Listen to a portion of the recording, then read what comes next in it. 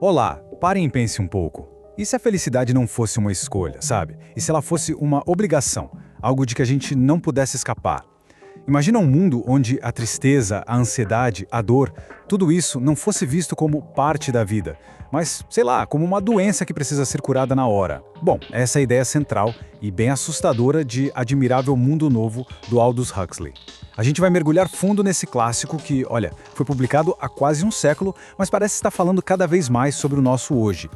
Comunidade, identidade, estabilidade. Esse é o lema do Estado Mundial. E olha, isso não é só um slogan bonitinho, não. É a base de tudo, é o contrato social deles. E a promessa, convenhamos, é bem tentadora. Uma vida sem dor, sem solidão, sem dúvida nenhuma. Comunidade, para ninguém nunca se sentir sozinho. Identidade, para todo mundo saber exatamente qual é o seu lugar, o seu propósito. E por fim, estabilidade. Essa é a palavra de ordem, a grande deusa desse mundo. É em nome dela que se sacrifica tudo. A liberdade, a arte, o amor de verdade. É tipo uma promessa de paraíso na Terra. Só que, como a gente vai ver, o preço que se paga por isso é basicamente a alma humana. E aí a gente chega na pergunta que fica martelando na cabeça o livro inteiro. E se a felicidade fosse obrigatória? Pensa bem nisso. Não é sobre buscar a felicidade, é sobre ela ser imposta. O que sobra da gente, da nossa humanidade, quando aquelas emoções que nos definem, tipo a dor da perda, a angústia de criar algo novo, até a beleza de um momento mais melancólico, quando tudo isso é visto como um defeito, uma falha no sistema, que tem que ser apagada com uma pílula. Então, bora entender como essa máquina social funciona. A perfeição desse Estado mundial não foi construída na base da força, com exércitos ou prisões, nada disso. Foi tudo feito em laboratórios, em berçários. É uma tirania sutil, científica. Uma que molda as pessoas desde o tubo de ensaio para garantir que ninguém nunca queira ser nada além daquilo que foi programado para ser. E o ponto de partida de tudo é o tal do processo Bokanovsky. Pensa numa linha de montagem de carros tipo a do Henry Ford, só que aplicada a seres humanos. É exatamente isso. A ideia de um nascimento único e especial, esquece. O que temos aqui é produção em massa. O objetivo não é criar um ser humano, mas sim um produto padronizado. De um único óvulo, eles conseguem fazer até 96 gêmeos idênticos. O livro tem uma imagem que é de arrepiar. 96 gêmeos idênticos trabalhando em 96 máquinas idênticas. A individualidade já é eliminada ali, no começo de tudo. Tudo em nome da tal identidade e da estabilidade. Aí, a partir dessa produção em massa, a sociedade é toda dividida em castas. Lá no topo, a gente tem os alfas, projetados para serem a elite, os mais inteligentes. E lá na base de tudo, os epsilons. O crescimento deles é limitado de propósito, com álcool e menos oxigênio enquanto ainda estão se desenvolvendo no frasco. Então não é que eles são só condicionados a gostar do trabalho braçal. Eles são biologicamente feitos para não conseguir nem desejar outra coisa. Ninguém se revolta com o próprio destino porque, literalmente, não tem nem a capacidade mental para imaginar um destino diferente. Mas essa engenharia toda não acaba no nascimento, não. Durante o sono, tem a hipnopedia, que é basicamente um ensino durante o sono. São sussurros com as verdades do Estado mundial direto no subconsciente da criançada. O negócio é que isso não ensina fatos, não ensina a raciocinar, ensina sentimentos, ensina preconceitos. Frases tipo, eu sou tão feliz por ser um beta, não são pensadas, elas são sentidas como uma verdade absoluta. É a propaganda no seu nível mais sinistro, né? Uma voz dentro da sua cabeça que no fundo não é sua. E se por acaso aparecer alguma rachadura nesse condicionamento todo? Bom, para isso existe a solução final, o Soma. É uma droga perfeita, sem ressaca, que te dá umas férias da realidade. Bateu uma tristeza? Surgiu uma dúvida? Um graminha de Soma e pronto, tudo resolvido. É o que mantém a sociedade funcionando lisinha. O livro até descreve como um cristianismo sem lágrimas, porque te dá a sensação de paraíso sem precisar de esforço, sem luta, sem virtude. E claro, um povo que tá sempre dopado é um povo muito mais fácil de controlar. Só que, né, nenhuma máquina é perfeita. E é agora que a gente vai conhecer os personagens que, mesmo com todo esse condicionamento, sentem que tem alguma coisa muito errada. São eles que mostram as falhas nesse sistema que parece ser a prova de tudo. E aqui a gente conhece as falhas na Matrix, por assim dizer. De um lado, tem o Bernard Marx. Ele é um desajustado por um tipo de defeito de fabricação. Ele é um alfa a mais, mas é fisicamente menor que os outros da sua casta e essa insegurança faz ele ser super ressentido. A crítica dele ao sistema não é por uma questão de ideologia, é porque o sistema faz ele se sentir inferior. Do outro lado, a gente tem o Helmholtz Watson, que é o completo oposto. Ele é desajustado porque é perfeito demais. O cara é tão inteligente, tão talentoso, que essa perfeição toda do mundo o deixa num tédio mortal. Ele quer sentir alguma coisa de verdade, uma dor, um conflito, qualquer coisa que ele possa usar para escrever algo que tenha significado, que não seja só mais um slogan de propaganda. Cada um pertence a todos os outros.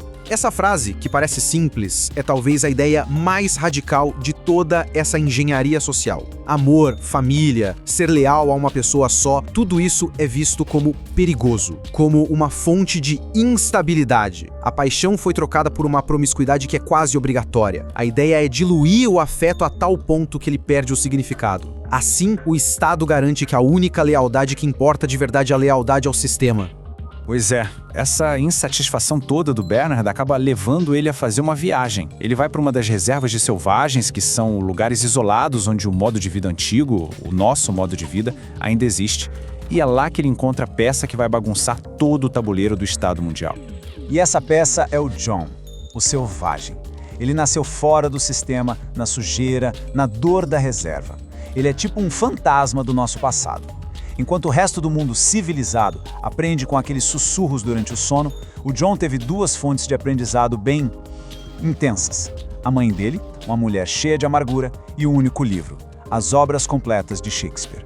Foi com Shakespeare que ele aprendeu sobre amor, honra, traição, tragédia, conceitos que simplesmente não fazem mais parte do vocabulário do mundo moderno. Ele é uma anomalia, um ser humano à moda antiga que está prestes a dar de cara com o futuro. E aí vem essa frase, admirável mundo novo, que tem gente assim. É o que o John diz, citando A Tempestade, de Shakespeare, quando Bernard descreve Londres para ele. É uma fala cheia de ingenuidade, de esperança. Ele realmente acredita que está indo para um lugar incrível, cheio de beleza e maravilhas.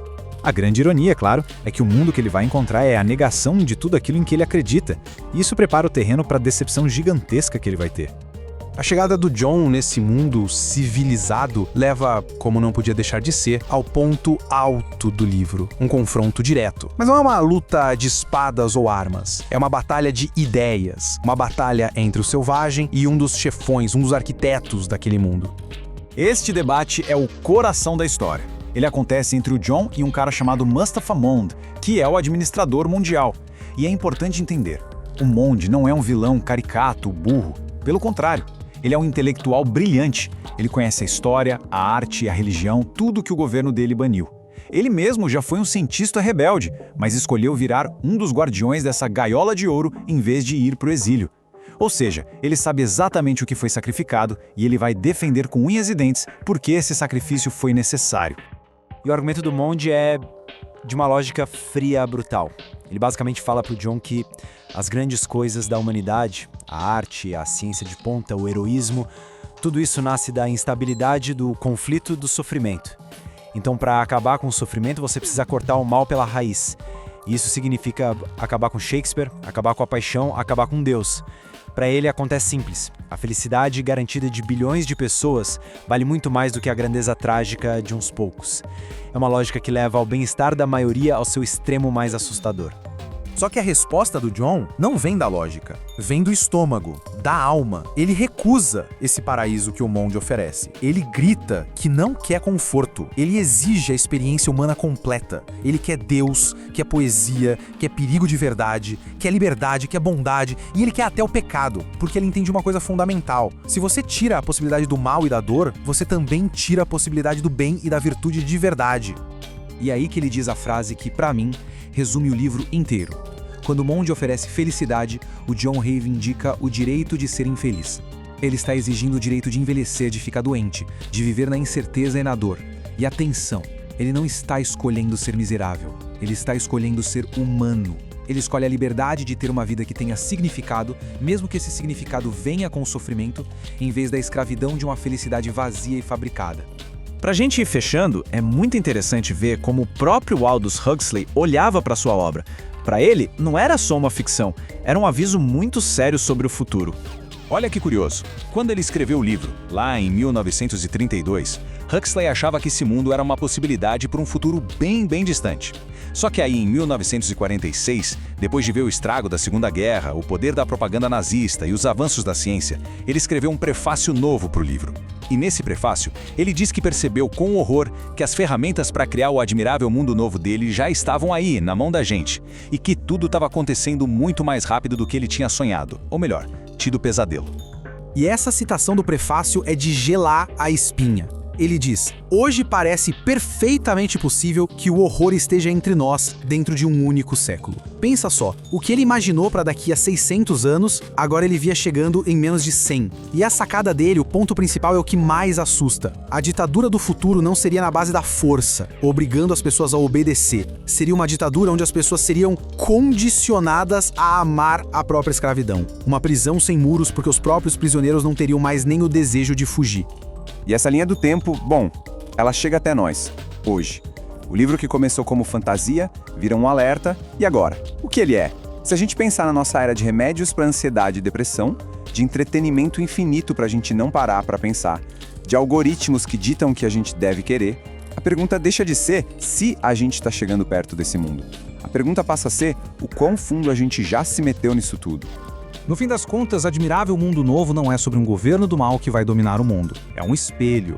Um espelho que olha pra gente e pergunta, nessa busca sem fim por conforto, por segurança, por uma vida sem dor, do que a gente tá disposto a abrir mão, que parte da nossa liberdade, da nossa arte, da nossa humanidade complicada a gente tá disposto a negociar. E a resposta pra isso, o que é mais assustador, não está no livro, está nas pequenas escolhas que a gente faz todos os dias.